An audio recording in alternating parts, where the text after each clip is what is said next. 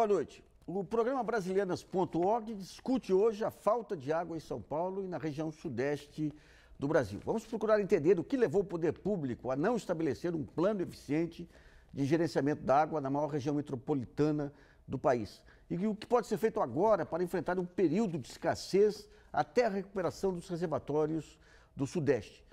Para discutir esse tema, são nossos convidados, o coordenador da Frente Nacional pelo Saneamento, Edson Aparecido da Silva, no Rio de Janeiro, o coordenador do Laboratório de Hidrologia da Universidade Federal, Paulo Canedo, e em Brasília, deve chegar no decorrer do programa, o diretor-presidente da Agência Nacional de Águas, o Vicente Andreu. E também contamos com a colaboração do jornalista Dima Soldi, que irá selecionar as perguntas enviadas pelo portal brasilianas.org. Nesse primeiro bloco, vamos falar do cenário de oferta da água no Sudeste e como que estão as regiões metropolitanas de São Paulo, Belo Horizonte e Rio de Janeiro. Eu começo com o Edson. Edson, qual é o quadro geral desse momento? O quadro geral é um quadro preocupante, né? A crise de água, ela afeta principalmente as regiões metropolitanas de São Paulo, Campinas, Rio de Janeiro e Minas, né? E, sem dúvida nenhuma, nós vivemos no último período um processo atípico do ponto de vista climático, ou seja, altas temperaturas, aumento de consumo de água, e o que nós depreendemos daí é que as empresas e os governos não se prepararam para enfrentar a crise que ora estamos vivendo. A situação de Belo Horizonte é a mesma aqui de São Paulo ou a gravidade aqui é maior? Não, a gravidade aqui, sem dúvida nenhuma, é muito maior. Até porque eu acho que Belo Horizonte, a Copasa, ela já, com base no que nós estamos vivendo aqui na região metropolitana de São Paulo, já está antecipando medidas que, aliás, já deveriam ter sido tomadas no governo anterior. Mas a possibilidade de Belo Horizonte não enfrentar a crise nos mesmos níveis que nós estamos enfrentando aqui é grande também. Eu queria ver com o Paulo, qual é o futuro de São Paulo, digamos, em função aí de dois cenários, um pessimista e um otimista. No limite, o que pode acontecer de pior? Nassif, deixa eu só complementar um pouquinho algumas informações do quadro anterior. Realmente tivemos um verão de 2014 meio adverso, mas nós participamos aqui do seu programa, tem talvez 10 meses, quando naquela época já se falava que tínhamos um problema ímpar meteorológico e que as autoridades nada fizeram. Então, a minha sensação é que, além e talvez mais importante do que o fenômeno meteorológico adverso, foi a ausência de um pronunciamento, de um entendimento que nós estamos em crise pelas autoridades. Eu coloco a responsabilidade primeira da grave crise que vivemos nas autoridades federais e estaduais. Quais serão os cenários, né? Eu acho que os cenários para o futuro são ruins, porque mesmo que nós tenhamos a capacidade de ultrapassar esse período seco que se inicia, que nós estamos em período chuvoso até meados de março, final de março, depois é seco, não chove. E só vai voltar a chover lá para outubro, novembro. E para atravessar esse período, nós vamos ter que contar com as águas armazenadas, o que são baixíssimas, são em pouco volume, e com muita sorte conseguiremos ultrapassar esse período sem uma crise de um grande colapso. Mas repara que nós vamos herdar para 2016 uns reservatórios completamente esgotados, o que põe 2016 já iniciando num cenário muito ruim. Então, Edson, dentro desse quadro aí, quer dizer, o que pode, digamos que, pegando esse pior cenário, o que é o pior cenário? Bom, primeiro eu queria concordar com o Paulo que, sem dúvida nenhuma. Essa crise é uma crise que todo mundo sabia que ia acontecer mais cedo ou mais tarde. A Sabesp, ela tem, historicamente, operado os seus mananciais no limite da sua capacidade e, muitas vezes, operando acima da capacidade deles. Nós sempre demos sorte porque choveu. Na hora H, veio a chuva e impediu que a gente vivesse o caos que nós vivemos hoje. Dessa vez não aconteceu isso, né? E não foi falta de estudos que apontavam alternativas para que a gente não chegasse nessa crise, né? Só para lembrar, a portaria que garantiu a outorga do Sistema Cantareira no ano de 2004, ela já fazia uma série de exigências que deveriam ter sido cumpridas pela Sabesp, de modo a diminuir a dependência do Sistema Cantareira. Que exigências que eram essas? Era de você ampliar a capacidade de armazenamento dos mananciais, era você instituir uma grande campanha de redução de consumo de água pela população e uma série de outras, né? E nada disso foi feito. Então, o que leva uma companhia a se comportar assim? Eu tenho uma opinião, né? Eu acho que a Sabesp, durante muito tempo, ela viveu uma dicotomia entre ser uma empresa de negócio e uma empresa que presta um serviço público essencial, né? E ela fez a opção de agir como uma empresa de negócio. O resultado que tem que ter trimestral lucro, que interessava. que tem que ter lucro e prestar conta aos seus acionistas. É como uma empresa que vende cerveja fazer campanha para o seu consumidor parar de tomar cerveja. Quer dizer, então, a Sabesp agiu dessa forma. Demorou muito para iniciar essa campanha de massa para redução do consumo de água.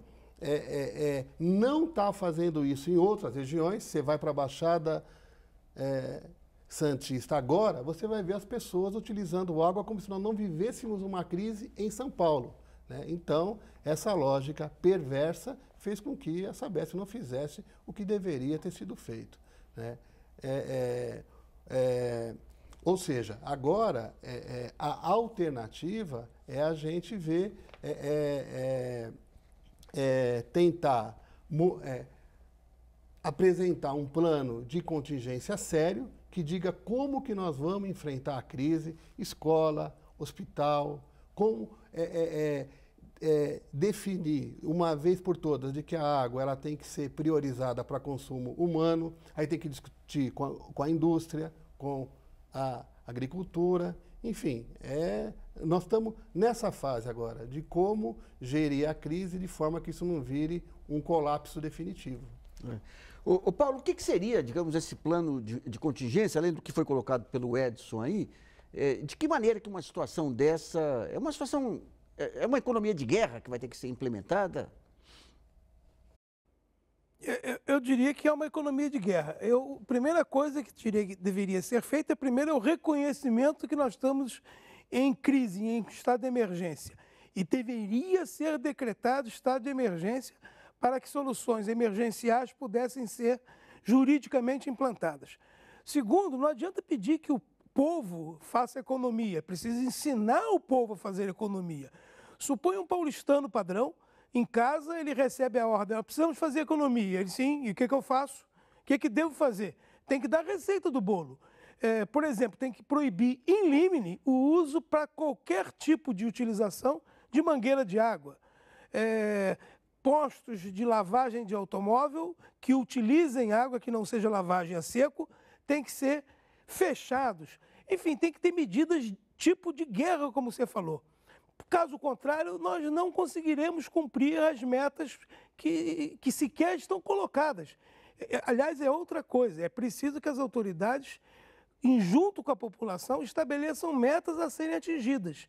Então, eu proponho algo assim do tipo, olha, primeiro tem que ter um aumento tarifário proporcional ao nível dos reservatórios. Quanto mais baixos estiverem os reservatórios, maior é a tarifa. Segundo, tem que ter uma premiação para quem economizar em relação ao mês anterior, bem como uma punição para quem aumentar o uso da água. Terceiro, tem que ter uma esclarecimento ao público qual seriam as condições normais, se estivéssemos climatologicamente em condições normais, apresentar a situação em que estamos e qual é a meta que devemos atingir de forma coletiva. E explicar com uma cartilha o que cada um dos contribuintes, dos consumidores, deve fazer para que essa meta seja atingida. Se não for um regime de guerra, nós vamos colapsar. Não há dúvida que nós não podemos trabalhar com a situação grave que estamos como se fosse alguma coisa do futuro. Não é, é do presente, aliás, é do passado, porque essas medidas já deviam ter sido feitas há meses atrás. Paulo, em relação à produção industrial, aí, de que maneira que tem que ser trabalhada a questão e de que forma que a economia pode ser afetada aí? Quais os setores, por exemplo, que, principalmente nas regiões metropolitanas, que estão expostos aí a essa questão da água? Vejamos, a parte de produção agrícola está sacrificada. O prejuízo no estado do Rio de Janeiro é elevado. O governador do estado está no norte fluminense discutindo com os agricultores como suprir os prejuízos. As indústrias estão cada vez mais estranguladas com o uso da água e entrarão em processo de corte de atividade industrial por falta do meio da matéria-prima água. Aqui no Rio de Janeiro, por exemplo, as empresas que estão no fim do Guandu, elas já se antevêm com impossibilidade de trabalho por não ter água para o processo siderúrgico, por exemplo. Então, há uma série de atividades que serão cortadas. E a lógica é que, em vez de deixar esses cortes acontecerem por escassez, eles sejam programados de tal maneira que os problemas gerados por esses cortes sejam minimizados. Nós estamos vivendo um processo meio que selvagem, não há organização sequer para defesa. Se transformarmos isso numa doença, é como se nós tivéssemos um médico que anuncia ao doente que ele está enfermo e não diz qual é a enfermidade, nem quais são os remédios que tem que tomar. E de modo que, enfim, não há vida saudável nesse cenário. O governador do estado. Por exemplo, quando se fala em alternativas como água de chuva, reuso e tudo, o que tem de concreto aí que possa ser mobilizado de imediato? Olha, Nassif, de imediato, poucas ações vão trazer resultados a curto prazo. Água de reuso, aproveitamento da água da Billings, todas essas medidas são medidas que não vão dar conta de resolver o problema da crise a curto prazo, né? Eu acho, voltando um pouco ainda, eu acho que faltou duas coisas nesse processo. Transparência e falar a verdade para a população do quadro da crise que se enfrenta. Nós achávamos que, passando o período eleitoral, que esse quadro seria alterado. E não foi. O governo do Estado, durante todo o segundo semestre de 2014, ficou emitindo para a população uma mensagem com sinal trocado. Ao mesmo tempo que ele pedia para economizar água, dizia que a situação estava sob controle e que em janeiro ia chover e que não ia ter racionamento. Quer dizer, nada disso aconteceu. Os técnicos da Sabesp, como é que trabalhavam internamente? Pois é, eu acho que numa submissão total às determinações políticas do governo do Estado, que priorizou a disputa eleitoral em detrimento de jogar limpo com a população. Então, mas a disputa eleitoral acabou e você não vê nada. Continua, exatamente. E isso é muito preocupante. Então, assim, a gente tem que, primeiro, tem que ter total transparência do que está acontecendo, efetivamente, né? E eu acho que tem que retomar e garantir a participação em todos os espaços institucionais de articulação política de recursos hídricos. O governo do Estado ele esvaziou deliberadamente os comitês de bacia, ele não mandava representante para a reunião do Comitê de Bacia do Alto Tietê. Teve uma reunião única no ano de 2014 inteiro do Conselho de Desenvolvimento da Região Metropolitana de São Paulo, que reúne os 39 prefeitos e os representantes do governo do Estado, né? Então, a gente acha que retomar esses espaços, chamar os prefeitos para conversar, chamar a sociedade civil, chamar o setor empresarial, né? E definir quais são as regras do jogo, como é que nós vamos definir a quantidade de água para a produção industrial, isso pelo menos, é estratégico. Já até agora é não fundamental. Mas pelo menos estão estudando isso, tem informações, estão estudando esses planos de contingência?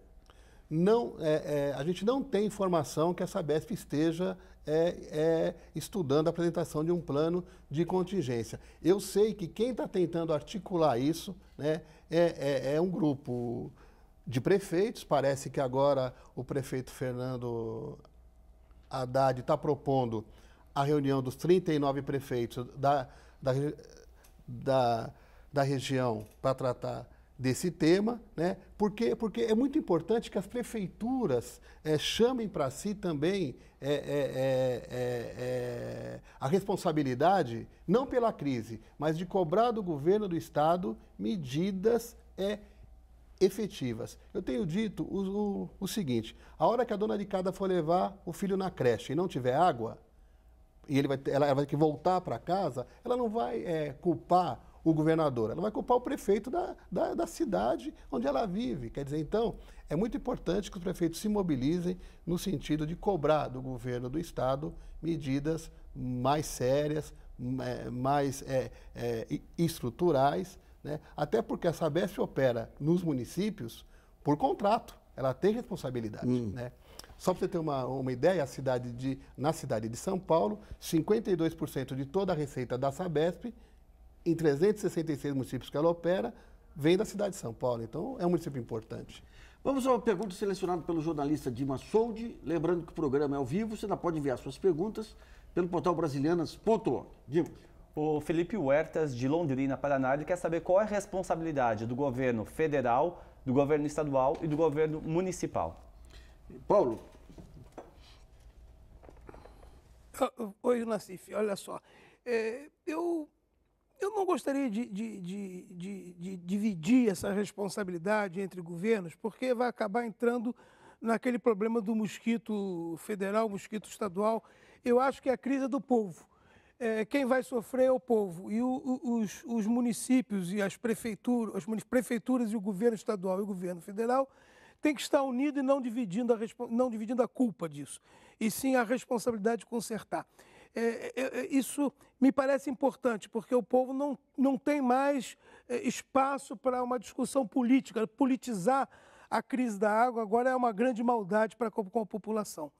Eu acho que, por exemplo, plano de contingência que deve ser articulado entre os 3 níveis, não há dúvida nenhuma, principalmente os 2 níveis inferiores, que é o município e o Estado, precisam ser articulados com a cooperação e conhecimento da comunidade. Quer dizer, como pode a sociedade ter um plano de contingência que ela não conhece? Isso não faz o mínimo senso. Portanto, essas coisas têm que ser feitas às claras, de forma aberta com a sociedade. Eu só gostaria de lembrar um pouquinho antes uma resposta dada pelo Edson, que é com respeito ao reuso. O reuso em São Paulo é na ordem de 2% da água consumida, o que pode, com muita facilidade, ser multiplicado por 10. E indústrias querendo fazer reuso é uma quantidade enorme. Quer dizer, existem muitos empreendedores que gostariam de oferir lucros, fazer tarefas de reuso, principalmente no setor industrial. E por que não o fazem? Não fazem porque há uma série de desestímulos no arcabouço legal, no arcabouço técnico e de normas. E põe eles, esses possíveis empreendedores de reuso, em situação de desestímulo, em situação de risco. Então, era uma hora, por exemplo, agora de sentar-se de forma acelerada e procurar minimizar com urgência esses entraves, esses desestímulos à atividade de reuso. E conclamar, até o contrário, estimular financeiramente de que companhias processem o reuso industrial.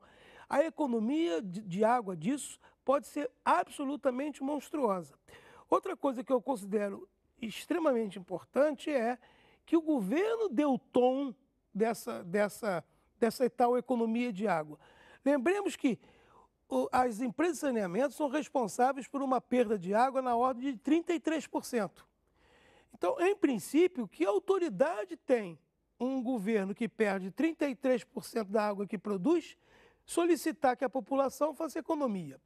Então, ele precisa dar o exemplo. É claro que eu não estou querendo que ele corrija isso da noite para o dia, mesmo porque é impossível fazê-lo. Mas ele pode e deve ter metas para serem atingidas, metas mensais para serem atingidas.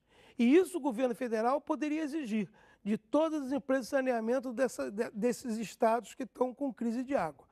Para falar claras, montar uma série de metas para os 3 estados, São Paulo, Rio e Minas Gerais, e dizer, olha, o compromisso de cada uma dessas companhias será atingir umas perdas ao nível de tanto, e pôr lá o número, a ser alcançada no mês de tal, e mostrar isso de forma clara para que a população possa acompanhar. Com isso, as autoridades adquirem o direito de solicitar à sociedade que ela faça sacrifício. Bom, vamos para o primeiro intervalo e brasilianas.org volta já.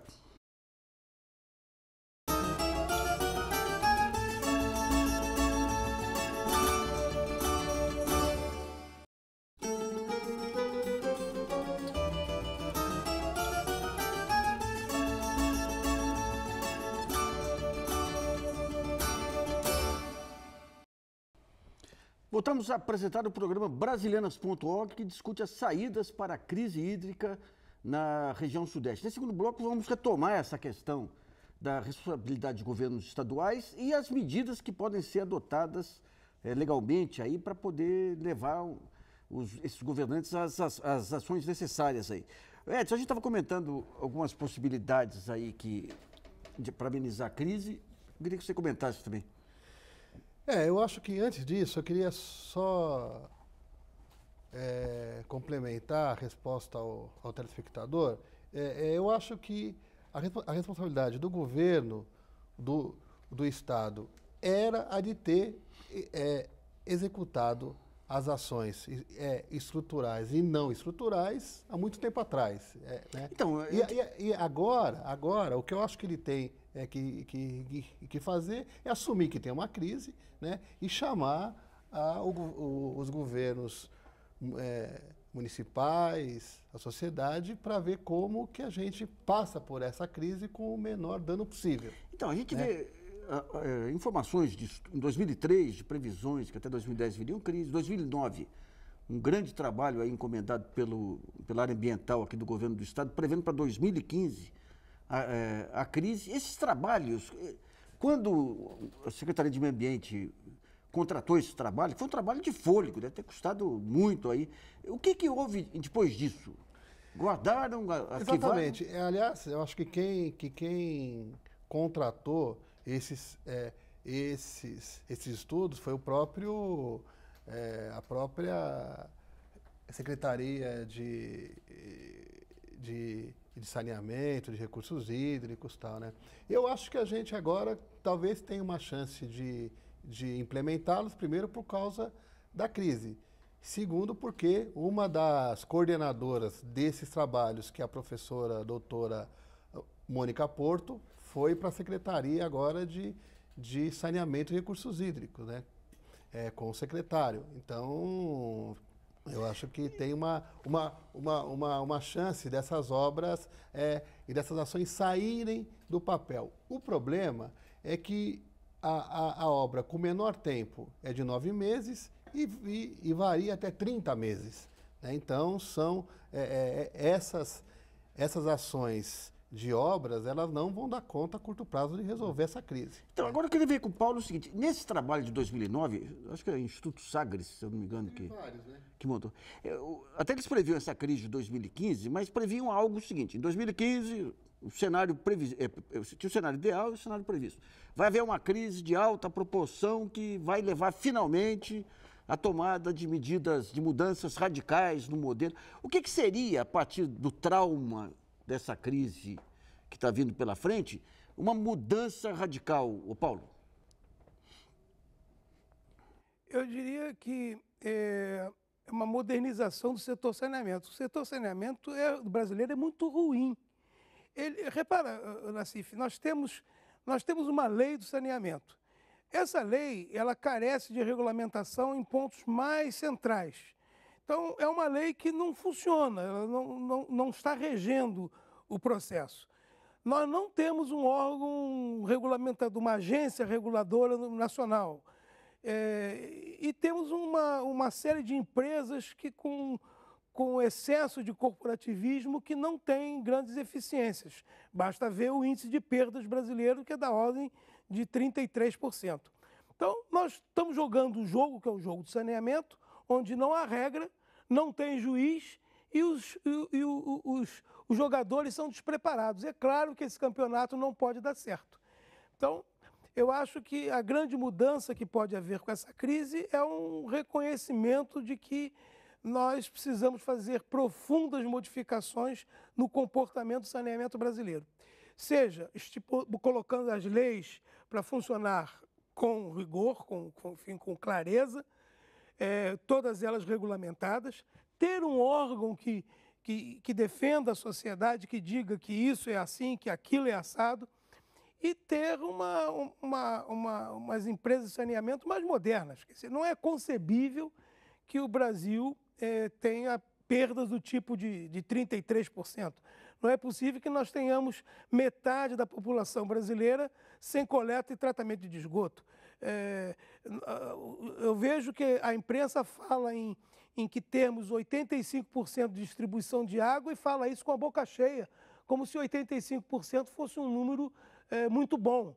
E, na verdade, é um número horroroso, é um número envergonhado, porque qualquer outro país que se escreva com P maiúsculo tem a distribuição de água na casa de acima de 95%, acima de 98%.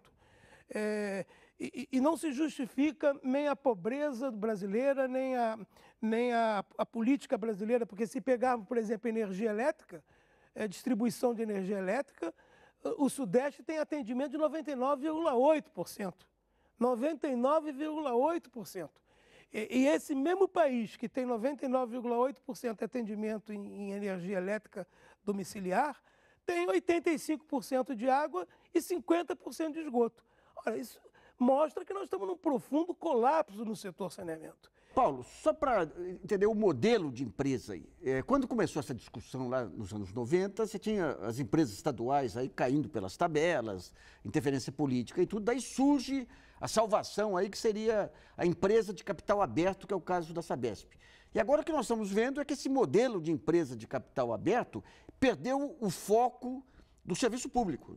Deixou de ser uma empresa, como foi dito já aqui, uma empresa prestadora de serviço público, para ser uma empresa para dar retorno para os seus acionistas aí. O que seria o modelo? Regulação. Falta alguém que diga, não, você não possa fazer isso, tem os seus limites. Colocar limites à operação dessa empresa. Repara, outra coisa, são raras as empresas que têm capital aberto. A maioria está ou tentando ou não tem capital aberto, continua capital misto e aos moldes antigos e corporativistas. Nós temos que experimentar uma série de coisas novas no setor saneamento. Regulação é absolutamente fundamental. Quer dizer, não pode ter jogo sem juiz. Isso desde as ruas, né? Futebol de rua precisa de juiz, pô. Nós precisamos ter melhores modelos, melhores experiências com o setor privado, de privatização do setor de saneamento. Eu não sou adepto à privatização, mas também não sou contra. Acho que a gente tem que experimentar um pouco para ver o que pode ser melhor atendido com com empresas privadas e o que pode ser melhor atendido com empresas de capital misto e com ações na Bolsa. E nós devemos ter sempre o controle social. Não há controle nenhum, não há controle social algum nas empresas de saneamento brasileiras. Se a Sabesp, que é uma das melhores empresas do Brasil, faz o atendimento de uma reclamação em 1 hora ou em 1 semana, quem controla? Aonde é que eu reclamo? Eu que sou um cidadão, quero reclamar, reclama quem? Ao bispo? Quer dizer, não, assim não pode funcionar. Nós temos alguns exemplos no Brasil mesmo de melhoras acentuadas. Por exemplo, o Banco Mundial, eu trabalhei como consultor do banco e fizemos um ataque grande em Espírito Santo para modernizar a empresa Cezan. A empresa Cezan era uma empresa que claudicava e ela, em um período de 8 anos, tornou-se uma empresa muitíssimo diferente. Ainda não é uma empresa a nível internacional, mas é uma empresa que hoje, por exemplo, o atendimento a uma reclamação tem um atendimento médio de 7 horas. Já é alguma coisa do tipo respeitoso, começa a entrar numa faixa respeitosa. Tem muito a melhorar, mas começa a entrar numa fase respeitosa. Edson, essa questão, a gente estava falando da questão do acordo, da cantareira, da Sabesp, a concessão e tudo, que impôs uma série de condições que não foram cumpridas. O que acontece com a Sabesp nesse caso? Não aconteceu absolutamente nada. Né? Ou seja, não cumpriu e não foi punida. Não, exatamente, porque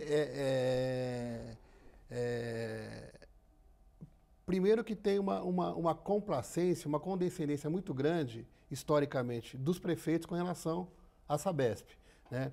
Outra coisa é que a Justiça, o Ministério Público, nunca foi, até onde eu sei, acionado para que essas regras fossem cumpridas no momento que deveria ser. Até porque a gente veio enfrentar esse problema de crise agora mais recentemente. A Agência Nacional de Águas, por exemplo. Não tomou nenhuma providência com relação a obrigar a Sabesp a adotar as medidas que estavam estabelecidas naquela portaria. Né? Agora, se você me permite, eu acho que essa discussão do saneamento a nível nacional, ela é muito importante, porque ou a gente realmente discute essa questão a nível nacional, ou essa crise que a gente está enfrentando hoje aqui, nós vamos continuar enfrentando, né, por todo o Brasil. Eu acho que o Brasil ele avançou muito a partir de 2003 com a criação do Ministério das Cidades, que deu endereço para o saneamento, avançou muito com a aprovação da Lei 11.445 de 2007, que é a Lei Nacional de Saneamento, e avançou muito do ponto de vista do financiamento. O PAC 1 e o PAC 2, eles disponibilizaram cerca de 100 bilhões de reais para o saneamento de 2007 até hoje. É importante considerar que até 2003 esse setor não recebia recurso nenhum. Apagão, né? mesmo. E a lei obriga que no processo de celebração de contratos entre os municípios e as empresas, você tem que ter órgão de regulação. O problema é que, na maioria dos casos, as agências reguladoras, elas são um braço do governo. Né? Muita gente que estão hoje nas agências de regulação, e é o caso de São Paulo, são ex-funcionários da Sabesp. Então, é uma regulação, no mínimo, frouxa. Né? Então, eu acho, nesse sentido, eu quero concordar com o Paulo.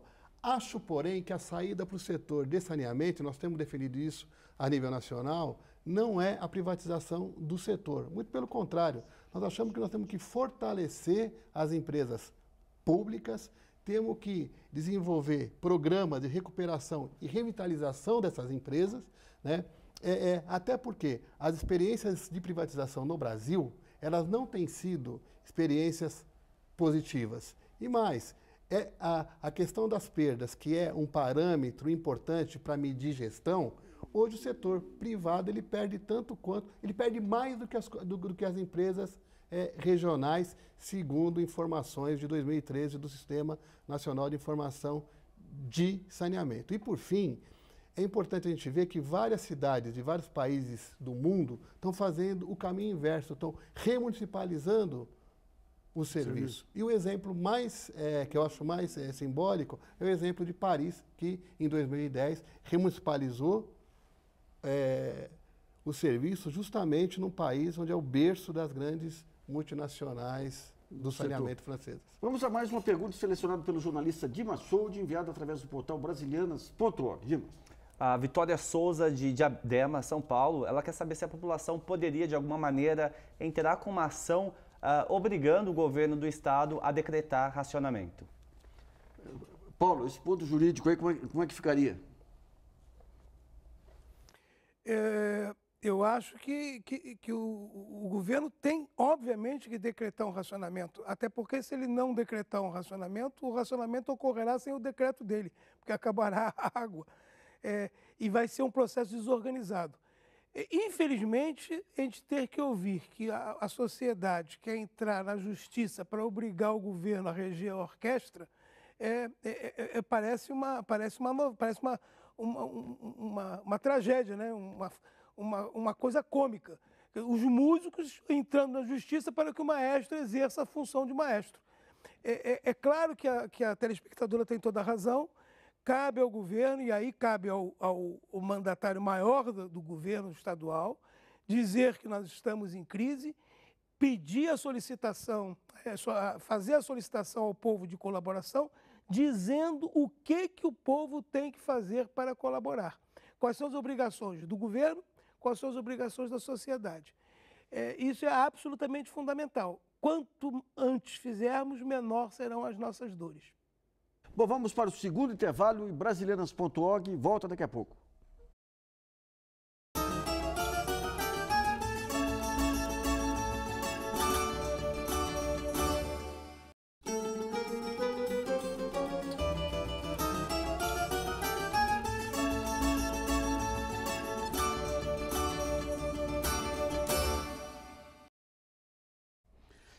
Voltamos a apresentar o programa brasilianas.org sobre a crise da água em São Paulo e na região sudeste. Nesse último bloco vamos falar das cartas que São Paulo, Rio e Belo Horizonte têm aí em mãos para minimizar os efeitos da seca e como montar uma política nacional aí de recursos hídricos. Paulo Canedo, como é que seria, você já abordou de uma forma inicial essa questão de uma política nacional de recursos hídricos? Quer dizer, aparentemente, essa crise vai ser um divisor de águas. Aí você já falou das empresas de saneamento, mas do papel do governo federal, além da regulação, o que tem que ser feito para definir uma política nacional, já que o próprio setor elétrico aí é interligado e tudo, e demanda uma ação federal? Pois é, o pessoal de planejamento hídrico brasileiro, onde eu me incluo, não está cumprindo bem a sua tarefa. Enfim, é uma meia-culpa. Nós não estamos conseguindo prever e agir para mitigar os efeitos das crises sucessivas na área de hidroenergia, por exemplo, agora na área de água para abastecimento. Isso mostra que nós estamos despreparados, não está bem, precisa de alguma reforma. Nós temos um bom arcabouço legal, nós não estamos tendo a capacidade de operar esse arcabouço direito, as regras que nós escrevemos como lei, não estamos operando isso direito. E eu creio que as agências estão sem independência necessária para poder agir. Há uma desarticulação entre os entes federativos da União e dos estados. Por exemplo, aqui na Bacia do Paraíba do Sul, nós temos 3 estados e a União, os 3 fazendo gestão na Bacia do Paraíba. Você acredita, Nassif, que essas 4 entidades não têm a mesma base de dados para gerir? É incrível, mas cada um gere com regras distintas com cadastros distintos. Portanto, é claro que isso não pode funcionar direito. há uma dificuldade, talvez política, da interação entre estados que têm governos distintos da União, de tal maneira que a coisa não está fluindo, realmente não está fluindo. E outra coisa que me causa espanto é que a gestão dos recursos hídricos não pode ser desconexa da gestão do saneamento, porque é uma coisa só, é muito próxima uma da outra, está muito interligado. Isso deveria ser estudado e assumido. Nós temos que fazer alguma coisa mais fortemente interligado. Fazer a gestão do saneamento, fazer a gestão dos recursos hídricos de forma dentro de uma agência reguladora independente e com grandes articulações entre os entes federativos. O Edson, como é que é o sistema de agências reguladoras? Quer dizer, tem uma agência federal, cada estado tem a sua agência, nessa agência tem que ter representantes de consumidores. Como é que é isso e como que não está funcionando? Os arranjos são diferenciados, né? Você tem, como eu disse, é condição para ter validade os contratos entre os operadores de saneamento e os municípios, você tem uma agência de regulação, né? Essa é a primeira coisa. Muitos estados, eles adaptaram as suas agências já existentes, então são agências multissetoriais que incluiu o saneamento. Em algumas você tem uma maior ou menor participação da sociedade. Em São Paulo, você tem a Arcesp, que é a Agência de Regulação de Saneamento e Energia. Ela atua na área de energia por delegação da ANEEL. Né? E você tem dois conselhos de orientação, não são deliberativos, você tem um conselho de orientação de energia e um conselho de orientação de saneamento, onde você tem representante de trabalhadores, de usuários, de prefeituras. Né? Agora, o papel desse conselho de orientação tem sido pífio. Na verdade, eles não se reuniram um dia sequer no ano de 2014 para tratar da crise, né? Então, não funciona, tá certo? Então, essa é a primeira coisa. Eu acho que o fundamental para que essas agências funcionem é que elas sejam democratizadas. Nós precisamos desmistificar essa história de que a agência é órgão técnico. Ele é órgão técnico, mas é também um órgão da política, é um órgão que é fundamental você garantir a participação de quem não seja técnico. Controle social, quer dizer, é isso aí, então, o que falta, na verdade, é você ampliar os mecanismos de controle pela sociedade da gestão do saneamento e dos recursos hídricos. Outra coisa que eu acho é o seguinte: o Brasil, Nassif, ele tem uma das melhores legislações de recursos hídricos do mundo, né? Agora, mas é fundamental que os comitês de bacias, os sistemas de gerenciamento de recursos hídricos nos estados funcionem. Deixem de ser aparelhados e esvaziados como muitos são pelos governos estaduais. Por quê? Os comitês, como eles são órgãos deliberativos e tripartite, o que acontece muitas vezes é que eles são relegados a segundo plano, porque se ele funcionar de verdade, ele pode atrapalhar a política que o governo quer desenvolver na área de recursos hídricos. Ô Paulo, em outros modelos, em outros países, como que são os modelos assim, mais consagrados de governança das empresas e do setor? Do setor de recursos hídricos ou de saneamento? Os dois aí, pensando do lado do consumidor. Muitos desses dos arcabouços usam o acordo da população, tipo comitê de bacia, etc. Só que há algumas características bem distintas da nossa. Por exemplo, a divisão em comitês de bacia não é um processo de de fazer com que, como é que eu diria assim, de repartir a responsabilidade por todos e fazer uma grande Assembleia Brasileira para decidir os fins da água. Não é por isso. A razão principal de ser feito o Comitê de Bacia é que não se consegue fazer o controle da água se não for em parceria com a sociedade, porque ela tem que se autofiscalizar, não pode ser um processo de cima para baixo, não se implanta de cima para baixo. No entanto, os comitês brasileiros, eles não estão tecnicamente aparelhados para discutir os assuntos, porque eles não têm os fundamentos técnicos e não têm capacidade financeira de contratar estudos para que eles possam ter uma opinião própria, independente do governo, para que faça o contraponto das discussões técnicas necessárias para a gestão. Tentou-se isso, aparelhar no bom sentido, os comitês, fazendo com que criassem agências que permitissem a contratação de serviços de consultoria. Mas isso não funcionou, quer dizer, ficou tudo no papel. São planos que não se transformaram em ações. Por isso é que nós, brasileiros que temos uma boa lei, não conseguimos transformar a lei em atos. Porque eu acho que ficou tudo na escrita e não nos atos. Edson, não houve uma perda de foco aí do Ministério das Cidades também, que ele surge num determinado momento, com um monte de planos aí, você podia discutir ou não, mas você tinha o foco. E, de repente, você não ouve mais falar dele. Inclusive, crise de mobilidade, tudo, sem participação. Não está na hora de dar uma recuperação do conceito do Ministério das Cidades?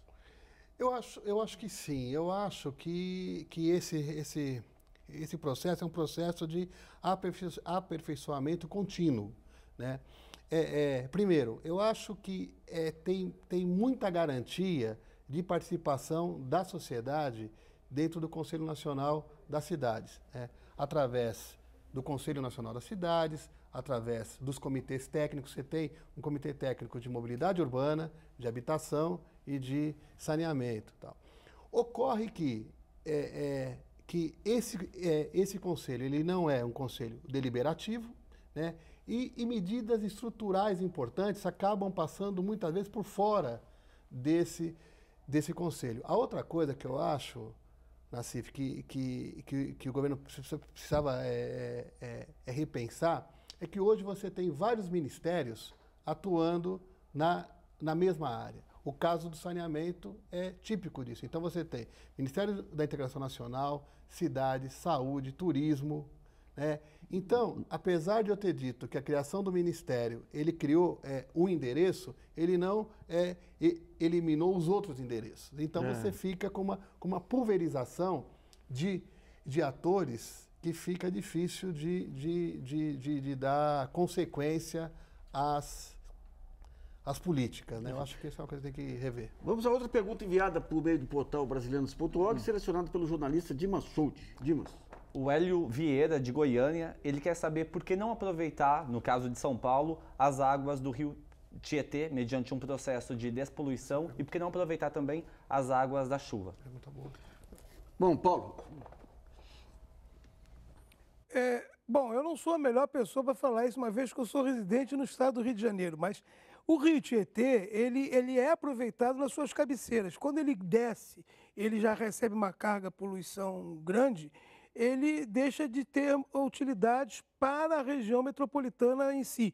Ele vai servir muitíssimo e serve muito bem servido para o interior do estado, uma vez que o Tietê é um dos poucos rios que nasce no litoral e corre em direção ao interior.